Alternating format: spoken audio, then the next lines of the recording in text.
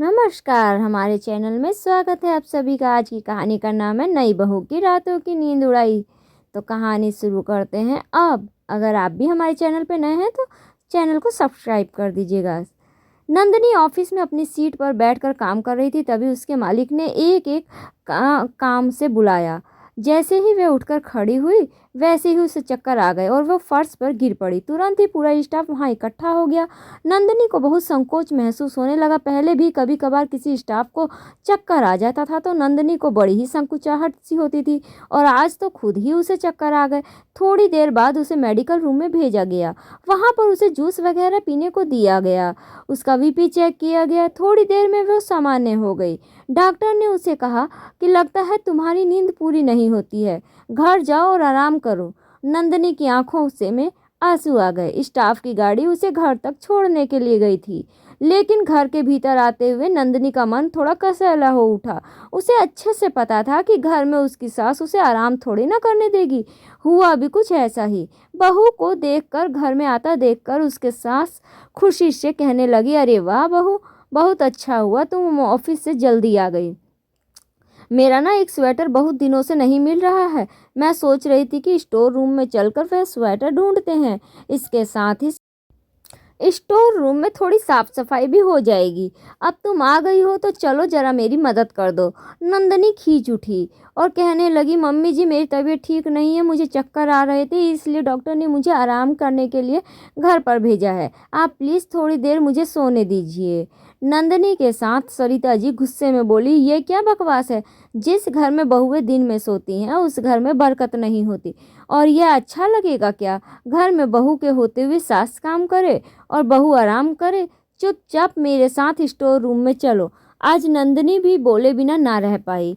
वह कहने लगी, मम्मी जी वैसे भी मैं रोज़ तो ऑफिस में ही रहती तो दिन में सोती कहाँ हूँ, लेकिन आप तो मुझे रात में भी चैन से सोने नहीं देती हैं। सरिता जी का चेहरा गुस्से से लाल हो उठा और वह गुस्से में बोली, तुम कहना क्या चाहती हो नंदनी। बोली, आप मेरा मुंह मत खुलवाइए मम्मी जी। मेरी शादी को 2 महीने हो चुके हैं। इन 2 महीनों में हर रोज रात को आपको कोई ना कोई तकलीफ हो ही जाती है। अरे जब घर में कोई नहीं रहता है, दिन में आप अकेली रहती हैं, तब आपकी तबीयत एकदम ठीक रहती है, और रात को जब हमारे सोने का समय होता है तभी आपकी तबीयत खराब हो जाती है। क्या जब देखो तब आधी रात को कमरे का दरवाज़ा खटखटा देती हैं आप। तुम तो ऐसे बोल रही हो जैसे मैं जानबूझकर तुम लोगों को परेशान करने के लिए ही सब कुछ करती हूँ। अरे बहू, तुम्हें मेरी हाय लगेगी। बुढ़ापे में मेरी तबीयत खराब हो रही है तो बच्चे मेरी देखभाल नहीं करेंगे तो कौन करेगा।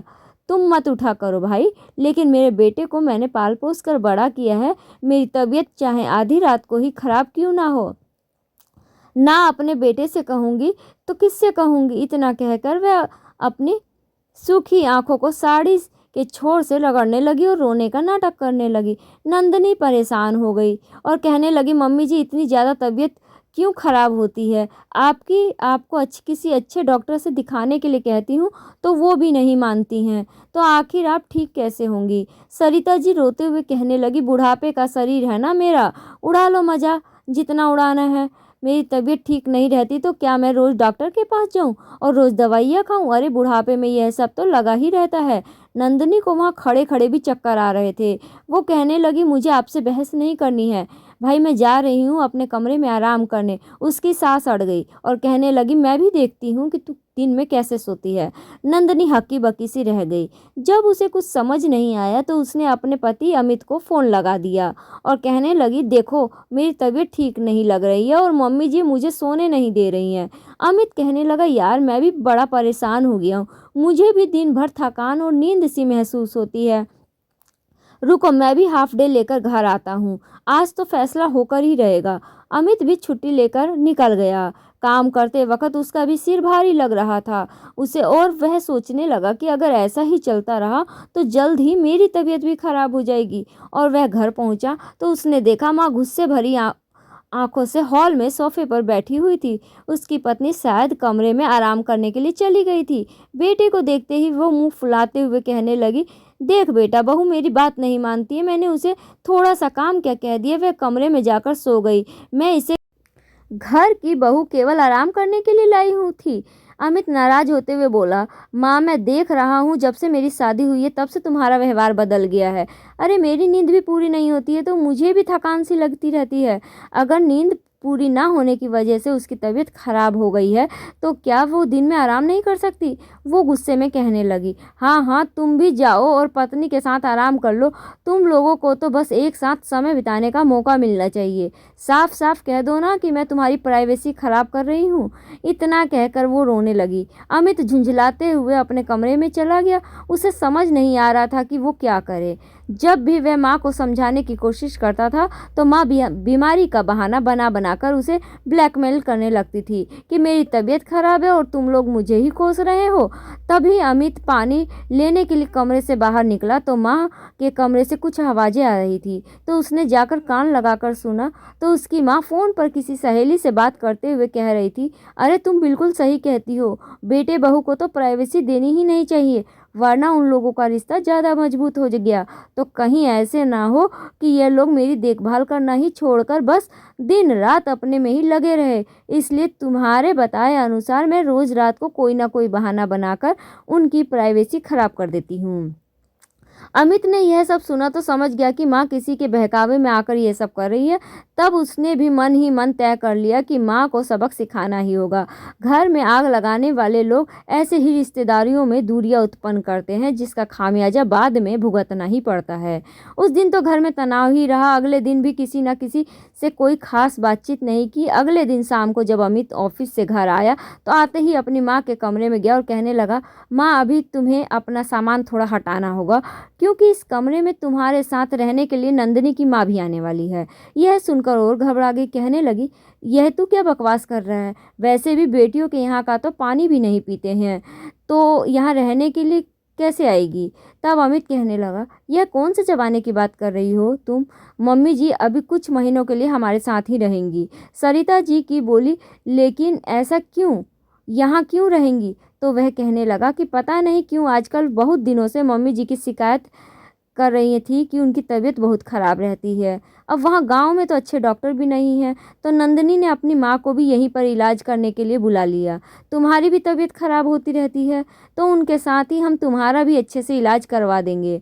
हम तो सोच रहे हैं कि आप दोनों को अस्पताल में कुछ दिनों के लिए एडमिट करवा देते हैं। वहाँ पर आपके सारे टेस्ट भी हो जाएंगे और जो भी इलाज की ज़रूरत होगी वहीं के वहीं हो जाएगी। क्या फ़ायदा है हमारे इतना ज़्यादा कमाने का कि जब हमारे घर की औरतें इतनी बीमार रहती हैं? सरिता जी कहने लगी, अरे बहू की माँ बुजुर्ग है, उन्हें होगी कोई बीमारी। मैं तो बिल्कुल ठीक ठाक हूँ, मुझे डॉक्टर के पास जाने की क्या ज़रूरत है? तब अमित मन ही मन मुस्कुराते हुए बोला, लेकिन माँ वहाँ मम्मी जी को भी ऐसे ही लगता था कि उनकी तबीयत तो ठीक ही है लेकिन कभी उन्हें सिर में दर्द होने लगता था तो कभी कमर में दर्द होने लगता था और ज़्यादातर उन्हें रात के समय में ही दिक्कत होती थी। अब एक जगह डॉक्टर से जांच करवाने पे पता चला है उन्हें कोई पुरानी बीमारी है जिसका पता नहीं लग पाया था समय से। अगर उन्होंने समय रहते टेस्ट करवा लिए होते तो शायद ठीक हो जाती। इसलिए मेरा मन भी बड़ा घबरा रहा है। तुम्हें भी तो रोज़ रात को कुछ ना कुछ समस्या हो ही जाती है, कहीं कोई बहुत गंभीर बीमारी ना हो जाए, यही सोच के घबरा जाता हूँ मैं। इसलिए अब जल्दी से तुम्हें भी हॉस्पिटल में एडमिट करवा के सारे टेस्ट करवा दूंगा। अब तो यह सुनकर सरिता जी और घबरा गई क्योंकि डॉक्टर और दवाइयों के नाम से ही उसे डर लगता था। ऊपर से अस्पताल में रहने में तो उन्हें बड़ी दिक्कत हो जाती थी। तभी उनकी बहू भी उनके कमरे में आ गई। कहने लगी, हाँ मम्मी जी ये बिल्कुल सही कह रहे हैं, मम्मी जी को मैंने बुला लिया है। अब हम दोनों एक साथ आप दोनों का इलाज करवाएंगे, आप बिल्कुल भी चिंता मत कीजिए। हम लोग कोई नालायक बच्चे नहीं हैं कि बुजुर्ग माता पिता को बीमारी में छोड़कर अपनी ज़िंदगी चैन से जीते रहे। अब तो सरिता जी का मन और बेचैन होने लगा। बेटा बहू ने अपना फैसला सुनाकर चले गए थे। अब वह घबरा कर सोचने लगी कि कहीं यह लोग सच में मुझे हॉस्पिटल में जाकर पटक देंगे तो पता नहीं डॉक्टर कौन कौन सी सुई दवाई करेगा मुझे। और अगर कहीं डॉक्टर के को पता चल गया कि मैं बिल्कुल स्वस्थ हूँ फिर इन सब चीज़ों की क्या ज़रूरत, मेरी तो और इज्जत डूब जाएगी। उसका मन घबराने लगा। उन्होंने घबरा कर फिर से उसी सहेली के पास फ़ोन लगा दिया और कहने लगी, ये कैसा सुझाव दिया था तूने? अब तो मेरे बेटे बहू मेरे पीछे पड़ गए हैं कि वह लोग मुझे हॉस्पिटल में ले जाने की बात कर रहे हैं कल ही। अब बता मैं क्या करूं? बहू की प्राइवेसी खराब करना तो मुझे ही भारी भारी पड़ गया। तभी बहू उनके कमरे में आई चाय लेकर। उसने भी ये बातें सुन ली। वो हैरान हो गई और कहने लगे, मम्मी जी आप ये क्या बोल रही हैं? इसका मतलब आप जो भी करती थी सब जानबूझकर हमारी प्राइवेसी खराब करने के लिए करती थी। आखिर जिस बात का डर था वही बात हुई। अब सरिता जी शर्मिंदा हो गई तो वो बात करते हुए पकड़ी गई। बहू से तो नज़रें चुराते हुए बोली, मैं बहू सोचती थी कि तुम्हारी प्राइवेसी खराब कर दूंगी तो मेरा बुढ़ापा संवर जाएगा, वरना तुम लोग बुढ़ापे में मुझे पूछोगे नहीं। तब नंदिनी नाराज होते हुए बोली, मम्मी जी बेटे बहू की प्राइवेसी खराब करके आप अपना बुढ़ापा कैसे संवार सकती हैं? ऐसा भी हो सकता था कि हम परेशान होकर हम आपको अभी छोड़कर निकल जाते, घर छोड़कर। वहाँ मेरी मम्मी की तबीयत खराब है तो मुझे आपके लिए भी डर लगने लगा। और आप हैं कि आप तो अपने बच्चों की खुशी के बारे में सोचती ही नहीं हैं।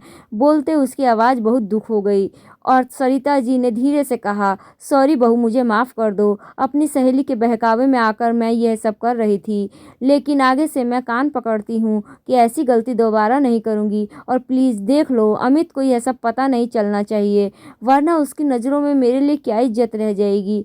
नंदिनी मन ही मन मुस्कुरा उठी क्योंकि दोनों पति पत्नी ने मिलकर ही तो ये योजना बनाई थी। उसने गंभीर होते हुए कहा, ठीक है मम्मी जी, मैं इन्हें कुछ नहीं बताऊंगी, लेकिन आप भी प्रॉमिस कीजिए कि हमारी खुशियों को देखकर आप भी खुश होंगे, ना कि किसी बाहरी व्यक्ति से सलाह लेकर हमें परेशान करेंगे। सरिता जी ने झट से आगे बढ़कर बहू का हाथ थामते हुए कहा, मैं वादा करती हूँ बहू, आज से ऐसी गलती नहीं होगी।